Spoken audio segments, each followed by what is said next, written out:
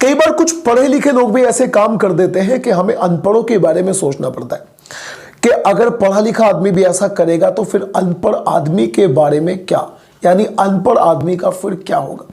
यानी एक कर्नल होता है और वो अपनी साथी कर्नल, उसकी एक फ्रेंड होती है, वो भी कर्नल होती है, उसके साथ सेक्सुअल रिलेशनशिप बनाता है और जो वो बनाता है उसकी एक वीडियो बना लेता है और उसके बाद में अपनी उस साथी को ब्लैकमेल करना शुरू कर देता है।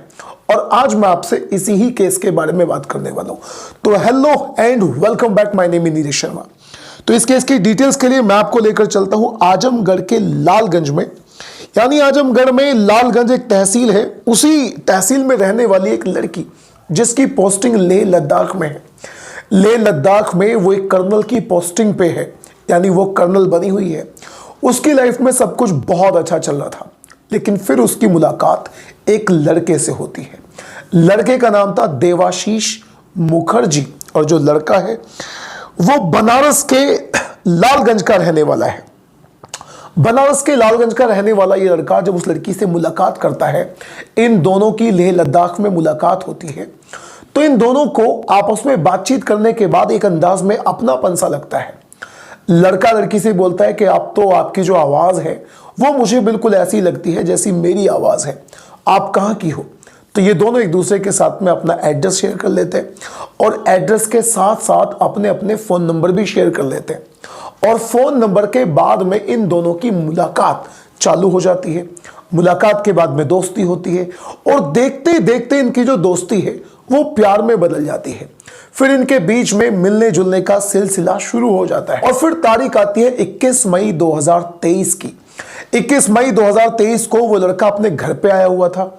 वो उस लड़की को, अपनी साथी को फोन करता है और उससे बोलता है कि एक बार तुम भी बनारस आ जाओ, आके देख लो, यहां मां से मिल लो। अब इस बात को सुनकर जो लड़की है वो पूरी तरह से खुश हो जाती है। वो खुश इसलिए थी कि वो भी कर्नल थी और जो लड़का था वो भी कर्नल था। अब ये दोनों आपस में जब मिल चुके थे तो लड़की इतनी खुश थी कि मुझे एक ऐसा लड़का मिल चुका है जो बिल्कुल उसी पोस्ट पर काम करता है जिस पोस्ट पर मैं खुद हूं। दोनों समझदार थे। अब 21 मई 2023 को ये लड़की फ्लाइट लेकर तुरंत बनारस पहुंच जाती है। देवाशीष मुखर्जी इस लड़की का इंतजार कर रहा था। वो उसे फ्लाइट पर जाता है, यानी एयरपोर्ट पर जाता है और उसे लेकर तुरंत अपने घर पहुंच जाता है। घर जाने के बाद सबसे पहले वो उसे अपनी माँ से मिलाता है। जब उसकी माँ उससे मिलती है तो बहुत खुश होती है। उसकी माँ उसे देखकर इतनी खुश होती है कि तुम इतनी सुंदर हो और मेरा बेटा भी सुंदर है, तुम दोनों की जोड़ी खूब जमेगी। उस लड़की की बहुत ज़्यादा तारीफ की जाती है। ये आपस में एक दूसरे के साथ बहुत सारी बातें करते हैं। फिर समय हो आता है रात का। रात होती है, खाना खाने के बाद में ये तीनों लोग अपने अपने कमरे में पहुंच जाते हैं। जो माँ थी वो अपने कमरे में अलग जाती है, लड़की अपने कमरे में जाती है और देवाशीष मुखर्जी अपने अलग कमरे में जाता है। तकरीबन रात के 10-11 बज जाते हैं। पहले तो ये लोग काफ़ी बातें कर रहे थे, लेकिन बातें करने के बाद जब सोने का नंबर आता है सभी अपने अपने कमरे में चले गए। लेकिन उसके बाद में 10-11 बज जाते हैं। 11-12 बजे के बीच में देवाशीष मुखर्जी की आंखें खुलती हैं। अब वो कॉफ़ी बनाता है और कॉफ़ी को लेकर उस लड़की के कमरे में पहुंच जाता है। धीरे धीरे ये दोनों आपस में बात करते करते कॉफ़ी पीते हैं और कॉफ़ी पीते पीते इन दोनों की नज़दीकियाँ बहुत ज़्यादा बढ़ जाती हैं। अब लड़का उस लड़की के बहुत ज़्यादा नज़दीक आता है, उसके साथ छेड़खानी करना चाहता है, लेकिन लड़की उससे सीधा सीधा बोलती है कि आज कुछ नहीं, यानी अभी शादी के पहले हमारे बीच में किसी भी अंदाज का कोई भी रिलेशनशिप स्थापित नहीं हो सकता। लेकिन लड़का उसे जैसे तैसे अपनी बातों में मना लेता है। कैसे भी करके वो उसे सेट कर लेता है, मना लेता है और वो दोनों इस रात सेक्सुअल रिलेशनशिप बनाते हैं। दोनों अब अलग अलग आकर अपने अपने कमरे में सो जाते हैं। लड़की अलग कमरे में, लड़का अलग कमरे में। सुबह होती है। सुबह जगने के बाद खाना वाना ये लोग खाते हैं और खाना खाने के बाद ये लड़की सबसे पहले उस लड़के की माँ के पास जाती है और उससे अपने मन की बात बता देती है। वो उसकी माँ से बोलती है कि आंटी जी, अब जल्दी से जल्दी करके तुम हमारी शादी करवा दो। लेकिन इस बात को बोलने के बाद में जो बात ये अपनी उस आंटी की सुनती है, यानी देवाशीष मुखर्जी की माँ उससे कुछ ऐसा बोलती है जिसे सुनने के बाद उसके खुद के पैरों तले से जमीन निकल जाती है। उसकी माँ उससे बोलती है कि शादी तो तुम खुद ही करोगी, लड़की बोलती है क्या मतलब, मैं तो करूंगी, सीधी सी बात है। जब मैं देवाशीष से प्यार करती हूं तो मेरे बिना शादी इससे और कौन करेगा, मैं ही करूंगी। लेकिन उसकी मां कुछ और ही कहना चाहती, तो उसकी मां उससे बोलती है कि तुम एक काम करो, तुम भी तो अच्छा खासा पैसा कमाती हो, तुम शादी में पूरे 20 लाख रुपए का खर्चा अपनी तरफ से करो, और हम एक प्लॉट भी खरीदना चाहते हैं, यानी हम एक फ्लैट खरीदना चाहते हैं। उस फ्लैट के लिए 80 लाख रुपए की जो रकम है वो भी हमें तुम ही दो। इस बात को सुनकर वो लड़की जो कर्नल होती है उसकी आंखों में आंसू आ जाते हैं। वो उस आंटी से, देवाशीष की मां से लड़ने लग जाती है, इन दोनों में बहस हो जाती है। वो उनसे बोलती है कि तुम आज के जमाने में, इस जमाने में क्या बात कर रही हो, दहेज का मतलब क्या है, क्या होता है दहेज, मैं ऑलरेडी इतनी पढ़ी लिखी हूं, मैं, मेरे पास अच्छी खासी नौकरी है, आपके लड़के के पास अच्छी खासी नौकरी है, तो फिर दहेज की बात यहां पर कहां से आ गई। अब देवाशीष भी यहीं पर था, देवाशीष मुखर्जी भी यहीं पर था, इन तीनों में थोड़ी थोड़ी बहस होती है। लेकिन फिर से जैसे तैसे वो लड़का यानी देवाशीष इस कर्नल लड़की को अपनी बातों में फंसा लेता है, और फिर अब ये घूमने के लिए निकल जाते हैं।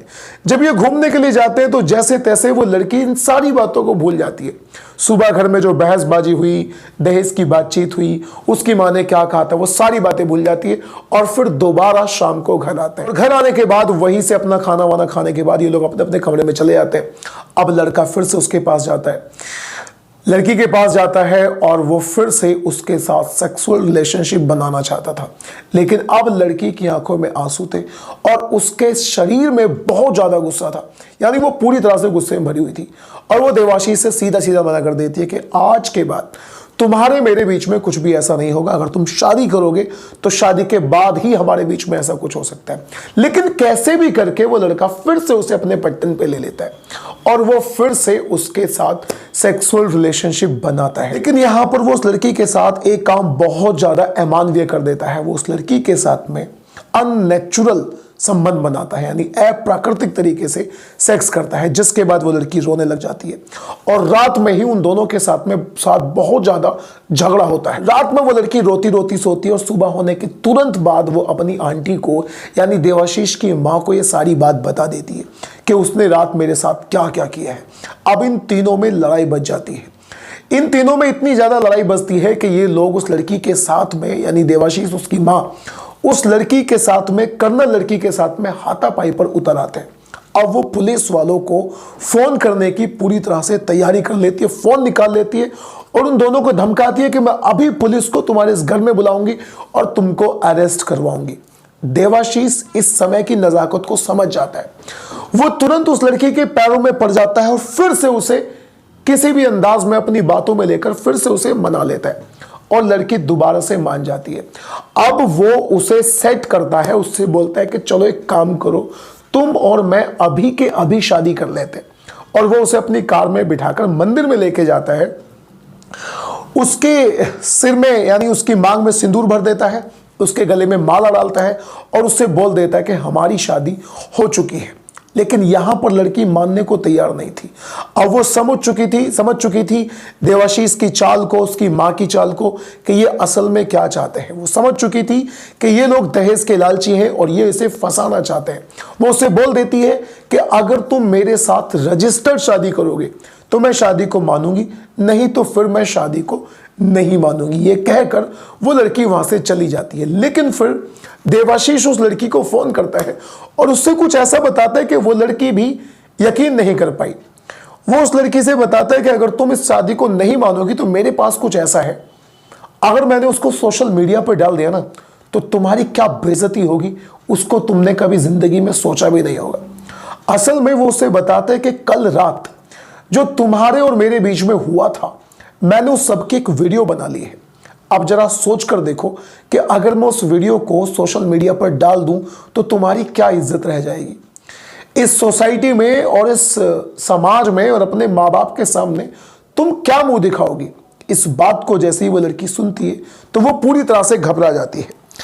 घबराने के बाद अब उसके पास में कोई और दूसरा चारा नहीं था। अब वो लड़की सीधा बनारस जाती है। बनारस में कमिश्नर अशोक जैन के पास जाती है और उनसे अपनी सारी बात बता देती है।